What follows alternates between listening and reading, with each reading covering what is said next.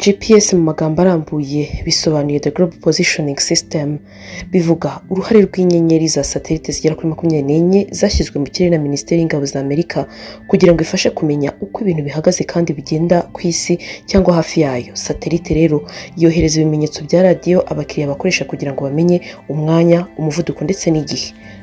Tugiye kurebera hamwe umumaro wa GPS. GPS ni iki, ikora ite, ese imariye iki ikinyabiziga kiyifite? System yo gukurikirana GPS izwi ku izina rya Global Positioning System, igizwe n'igikoresho kigendanwa kigufasha gukurikirana no gukurikira aho imodoka yawe iherereye. Abakurikirana mu rwego rwo hejuru bashobora gutanga imibare ya nyayo y'umuvuduko naho ikinyabiziga giherereye. Bamwe rero mu bakurikirana GPS batanga kandi igihe nyacyo cyo kumenyesha igihe cyose imodoka yawe irenze ku gipimo cyagenwe cyangwa se ikaba yava mu karere kamwe kagera mu kandi. Hari imashini rero zikoreshwa mu gukurikirana GPS zakozwe mu buryo umuyoboro wa satellite ushobora kumenya aho igikoresho runaka gihagaze, bityo bikaba bitagorana kumenya aho ikinyabiziga runaka kiri, aho ikinyabiziga runaka giherereye, ubutaka kiriho cyangwa ahandi ariho hose runaka nko mu mazi gishobora kuba kiri, kugira ngo umenye ahantu nyaburanga cyangwa se ugeranyije aho uherereye n'intera iri hagati y'urusobe rwa satellite na GPS. Ubu ni tekinoloji imwe ikoreshwa na system yo kuyobora GPS, bityo nk'umuntu wakoze impanuka cyangwa se imodoka ishobora kuba yaheza ahantu runaka bikoroha kuyigeraho bitagoranye. System yo kugendana na GPS iguha amakuru ajyanye n'aho uherereye n'icyerekezo cyo gutwara, bikagufasha mu kuyobora ikinyabiziga cyawe. Ku rundi ruhande ariko hari system ya GPS ikurikirana aho uhagaze no gukurikirana umuvuduko n'icyerekezo cy'ikinyabiziga cyawe. Aya makuru akaba abitswe mu buryo bukurikiranye kugira ngo azakoreshwe mu gihe runaka bibaye ngombwa. Ibyiza bya system ya GPS rero ikurikirana byinshi bitandukanye. System ikagira umumaro ku binyabiziga byombi y'umuntu runaka, yaba yakodesheje bisi runaka, taxi, amasosiyete akoresha ibikoresho hamwe n'amasosiyete atwara imizigo. Inyungu rero zigenda zitandukana bitewe n'ubwoko bw'ikinyabiziga runaka kirimo GPS. Dufatire urugero nko ku nyungu ikinyabiziga cy'umuntu ku giti cye. Urugero rwa mbere ni ukumenya n'uburyo bwo gukurikirana imodoka yawe. Ushobora gukurikirana byoroshye imodoka yawe niba ifite GPS, waba wayitije umuntu cyangwa se ushaka gusanga imodoka yawe muri parking nini. Tracker ya GPS izakuyobora mu modoka yawe byoroshye. Ariko kandi mu gihe cy'ubujura bw'imodoka ushobora kumenya imodoka yawe ubifashishwemo na GPS ikurikirana imodoka yawe, ukaba wanabimenyesha polisi nayo bikayorohera kumenya aho imodoka iherereye. Niba uri umuntu ku giti cyawe ufite imodoka yawe, bishobora kugufasha mu kurera abana bawe uti gute. Inshuro nyinshi ababyeyi bafite uburenganzira bashyira GPS ikurikirana mu modoka y'abana babo. Ibi bikabafasha kumenya aho imodoka igeze mu gihe cya nyacyo cyangwa se kureba inyandiko zerekana aho imodoka yagiye.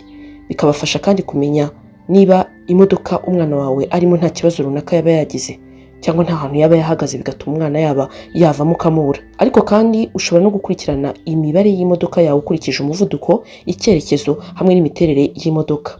GPS kandi ifite inyungu ku modoka z'ubucuruzi. Kugumya kugenzura ibiciro byo gukora. Urugero, ushobora gukurikirana niba umwe mu bashoferi yihuta bidakenewe kandi agasesagura essence. Ishobora kugufasha kandi kuguma gukurikirana ibi bintu, bikagabanya cyane ikiguzi cyawe cyo gukora, ukamenya uburyo bari essence yawe ndetse no kuyibungabunga. Gukoresha GPS kandi mu gihe ufite ubwato runaka bigufasha gukomeza abakiriya bawe mu gihe nk'ubwato bwahagaze ahantu, ukaba wanabibereka ukabibabwira ngo ubwato buhagaze aha unabizi, mu gihe cyo kugereranya no gupakira imizigo yabo. Abakiriya bakaba banyurwa nuko ubamenyesha aho ubwato bugeze mu gihe ari ibintu runaka uri gukura mu gihugu kimwe byerekeza mu bindi, bityo bikongera umubano mwiza n'abakiriya bawe. GPS ishobora kugufasha gusuzuma umusaruro w'abashoferi cyangwa abandi bakozi bawe bifashisha ikinyabiziga. Ushobora gukurikirana urutonde rw'ibiruhuko bya saa sita n'ibiruhuko bitemewe, bikagufasha kandi gusuzuma amasaha y'ikirenga yakozwe na shoferi wawe. Izi ngingo zikagufasha kumenya umusaruro w'abashoferi bawe, bityo ukamenya ukora neza n'udakora neza. Kugira uburyo burambuye aho uherereye n'imikorere y'imodoka yawe bizagufasha kugenzura neza ibikorwa by'ubucuruzi. Guteza imbere itumanaho nabyo ni ngombwa mu gihe wakwifashisha GPS ikurikirana yaba mu kinyabiziga runaka ukoresha, bikaguha amakuru ya nyayo ku byerekeye ikinyabiziga cyangwa ukagenda ahantu runaka.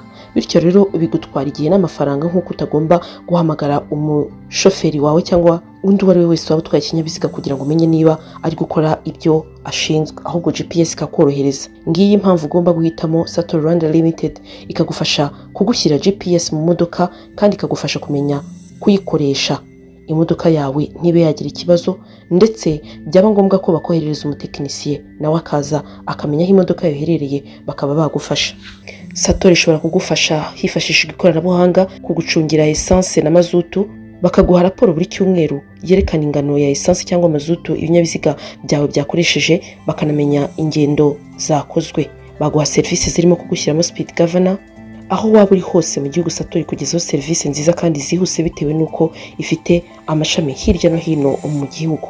Wabahamagara kuri 0781381155 cyangwa 0728626268. Hitamo Sator Rwanda Limited baguhe serivisi nziza aho waba uri hose zijyanye n'ikinyabiziga cyawe.